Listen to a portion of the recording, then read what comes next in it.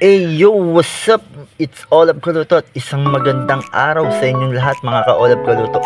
So for today's video nga pala mga classmate, magluluto tayo ng swam na bangus. So akin lang hinati ito mga ka-Olab at nilinisan. So kung napapansin nyo, malaki nga pala yung bangus natin. Halos 2 kilos mahigit yan mga ka-Olab. So akin binayak lang yan nang sa ganun ay magkasya sa ating paglulutuan. So mamaya ipapakita ko sa inyo yung ating mga kailanganin na ingredients. So hinasa-hasa ko lang muna yung ating kutsilyo nang sa ganun ay tumalim. Medyo matigas kasi yung tinik ng ating bangus eh. So sa mga nagpapa-shoutout nga pala kay Ate Mina de la Peña at sa mga kaibigan natin nakatuto kay Olab Kaluto. Shoutout nga pala kay Esmael Alvarez at kay Paring Papu Panganiban at kay Ate Cynthia Fernandez. Shoutout sa inyo at kay Boss Baldo na laging nagbabantay ng ating gate dito sa ating subdivision. Shoutout sa iyo, Boss Baldo.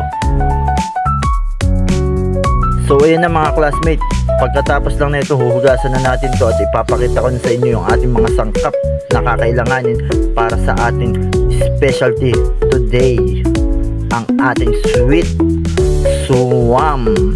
So yan na nga mga classmate, pinakita ko na sa inyo yung ating mga ingredients. So magsisimula na tayo magluto mga ka-Olab. So akin lang pinadingas lang to at maglalagay na tayo ng cooking oil.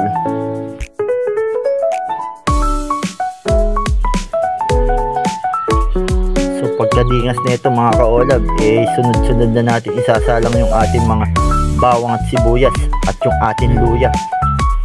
Palalabasin lang natin yung aroma. So ine-next na rin natin yung ating sayote dyan mga ka-Olab. Palalambutan na rin natin nang sa ganun dire-diretso na tayo.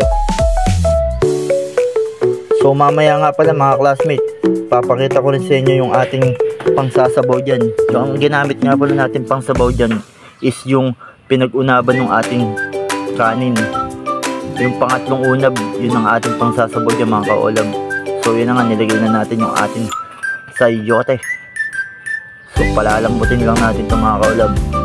Lalagyan na natin ng pinagpanlawan ng ating bigas. So imimix lang natin to nang sa ganun hindi masunog. At ilalagay na natin yung ating sabaw dyan mga classmates. Ito yung pinag-unaban mga ka-Olab.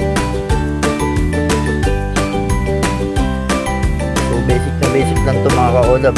Kahit kayo kayang-kaya nyo gawin to. So ine-next na rin natin yung ating siling haba dyan mga ka-Olab. Nang sa ganun lumasa na rin. So pag medyo kumukulo na mga ka-Olab, pwede na natin ilagay yung ating bangus dyan. At kinamada lang natin to nang sa ganun pumasya. Mamaya titimplahan na natin to. So all goods na to mga ka-Olab. Waiting na lang sa pagkulo na ito.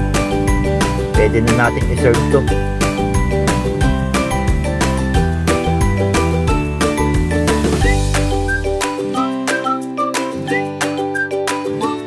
So tinimplahan ko lang din to ng patis. Wala tayong saktong estimate yan. Kumbaga tinansya lang natin mga ka-Olab.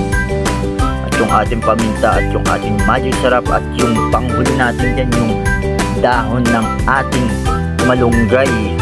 So ayan na, nilagyan na natin ang ating magic sarap at yung ating paminta. All goods na all goods sa mga par. Sigurado tamang-tama sa panlasa ng ating mga kakain. So ayan naman yung dahon ng ating malunggay, nilagay na rin natin mga ka-Olab. So hahantayin na lang natin itong kumulo. Mga 2-3 minutes lang to, okay.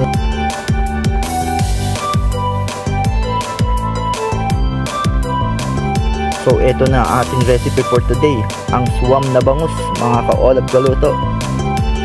So mamaya tikiman time na.